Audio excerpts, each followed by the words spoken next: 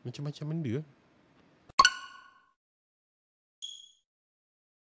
Alright, Assalamualaikum dan juga salam sejahtera. Hai, kembali lagi ke Zah Vlog. So hari ni kita nak buat sikit reaction video tentang trailer terbaru filem daripada YouTuber, movie reviewer US, iaitu Chris Tuckman. Dia buat filem Shelby Oaks dan ni adalah official trailer number 2. You guys ready? 3, 2, 1. Aku tak ingat trailer yang pertama aku tengok ke tak, dan aku tak ingat cerita pasal apa. I needed to see it for myself.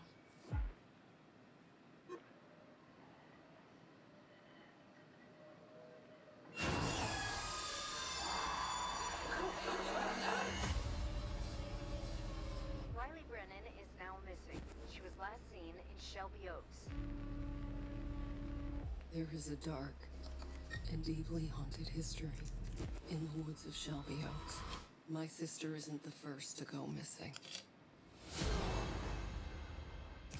What's left in Shelby Oaks is death and rot. Dia punya production value agak tinggi kan, nampak macam legit filmnya. Dia siap campur yang found footage punya sequence. You should be proud of her. Huh? Riley. Please, baby.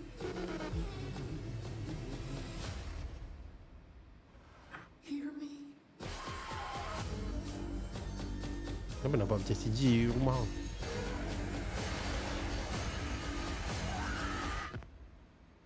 Macam-macam benda.